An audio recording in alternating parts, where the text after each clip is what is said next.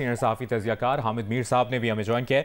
इस मामले पर उनसे बात करेंगे। हामिद मीर साहब, माजी में क्या ऐसी कोई मिसाल मिलती है, क्योंकि ये तो अपनी नौयत का अलग ही मामला सामने आया है कि ऐवान सदर से एतराज़ भी सामने नहीं आया, बिल मुस्तरद भी नहीं हुआ, दस्तखत भी हो गए और अगले दिन दस्तखत की तरदीद कर दी गई है।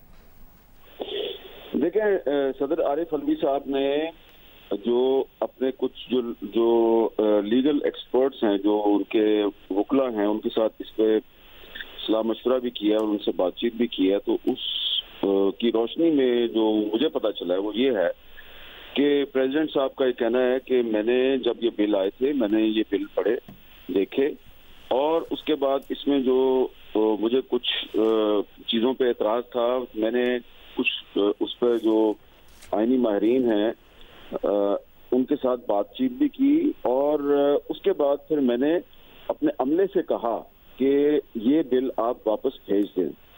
ये परसों की बात है। उन्होंने कहा कि मैंने उनसे कहा कि बिल जो हैं वो वापस भेज दें। तो अमले ने कहा जी कि ठीक है, हमने बिल वापस भेज दिए हैं। अब अमले में जिन लोगों को इन्होंने कहा कि बिल वापस भेज दें, वो एक आदमी नहीं है, वो कम से कम 3-4 लोग हैं, और वो बड़े ही जिम्मेदार लोग हैं।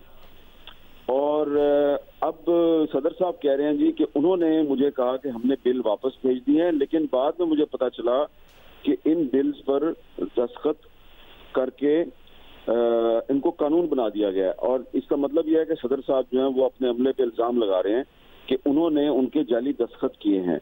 तो ये कोई इतना सिंपल मामला नहीं है कि सदर आरिफ अलवी साहब जो हैं वो ये कह के बरी जुमा हो जाएं कि जी मैंने तो दस्तखत ही नहीं किए और मैं तो इन बिल से इत्तेफाक नहीं करता, और ये तो कानूनी इतना सिंपल मामला नहीं है। ये इस पर अगर सदर साहब जो हैं वो ये बात कर रहे हैं कि जी मैंने दस्तखत नहीं किए, तो इसका मतलब है उनके जाली दस्तखत हुए हैं, फोर्जरी हुई है, और इस पे जो मुतलका लोग हैं, जो कम से कम 3 लोग हैं, कुछ जराए कह रहे हैं 4 लोग हैं, तो उन पर फोर्जरी का मुकदमा चलेगा।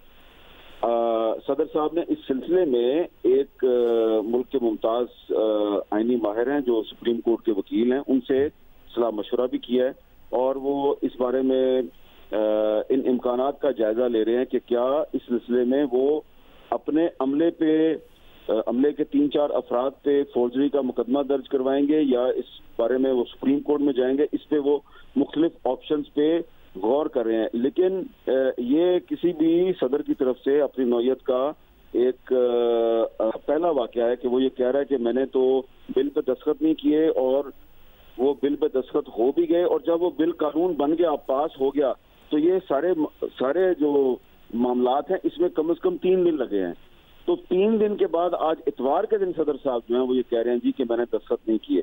हालांकि जब 2 दिन पहले ये खबर आई थी कि सदर साहब ने इस पर दस्तखत कर दिए हैं, तो उनको उस वक्त बोलना चाहिए था। लेकिन सदर साहब के करीबी जराए ये कहते हैं कि वो परसों से ही इस पे कंसर्न है, और परसों से ही वो इस पे तहकीकात कर रहे हैं। तो लेकिन उनको ये कहा गया था कि जी बिल वापस चले गए, मीडिया पे खबर गलत चली है कि बिल तो वापस चले गए, खबर गलत चली है। लेकिन अब तो वो बिल कानून बन गया है, और उसकी रोशनी में गिरफ्तारियां भी शुरू हो गई। लिहाजा इसमें बहुत से मामलात ऐसे हैं जिसपे कि अभी प्रेसिडेंट साहब को क्लियर करने की जरूरत है, और अगर वो क्लैरिटी के साथ सामने आएंगे तो फिर पता चलेगा कि उनका मौक़िफ़ दुरुस्त है या गलत है। क्योंकि अभी तक तो जो उनका अमला है उसका हमें पॉइंट ऑफ व्यू नहीं मालूम, अभी तक सिर्फ हमें सदर साहब का पॉइंट ऑफ व्यू मालूम है, और वो ये कह रहे हैं जी कि मैंने अपने अमले से कहा था कि ये दस्तखत नहीं मैं कर रहा, आप इन बिल को वापस भेज दें। उन्होंने मुझे कंफर्म किया, 2 दफा कंफर्म किया कि वापस भेज दिया। तो अब देखिए, अब इसमें जो अमला है जिसको वो नॉमिनेट करते हैं या जो जिम्मेदार था, उसका क्या मौक़िफ़ है। जब वो मौक़िफ़ सामने आएगा फिर ही हम कोई हतमी राय कायम कर सकते हैं कि कौन सच्चा है और कौन झूठा है। सही। और मीर साहब, इस पे भी आपका ओपिनियन जानना चाहेंगे। क्या ये भी हो सकता है कि शायद दस्तखत हो गए हों लेकिन वो ऑन रिकॉर्ड इन बिल्स को ओन नहीं करना चाहते, पार्टी की वजह से या अपनी वजह से, ज़ाती तौर पर? ऐसा पॉसिबल नहीं है, क्योंकि अगर सदर साहब ने दस्तखत कर दिए हैं और उसके बाद सदर दस्तखत करने के बाद वो इनकार कर रहे हैं, तो फिर तो उसका फोरेंसिक एग्जामिनेशन अगर होगा तो पता चल जाएगा। लेकिन सदर साहब का अभी तक जो पॉइंट ऑफ व्यू हमें पता चला है, और उनके जो वकील जो उनके साथ इस सारे मामले में सलाह मशवरा करें, उनसे जो पता चला है, तो वो यही है कि सदर साहब ये कह रहे हैं कि मैंने अपने अमले से कहा था कि ये दोनों बिल जो हैं इन पर मैं दस्तखत नहीं कर रहा, इनको आप वापस भेज दें। और मुझे ये कहा गया कि हमने वापस भेज दिया। उसके बाद जब मीडिया पे खबर आई कि सदर ने दस्तखत कर दिए, उन्होंने अपने अमले से दोबारा पूछा। अमले ने दोबारा ये कहा कि हमने वापस भेज दिए, मीडिया पे खबर गलत है।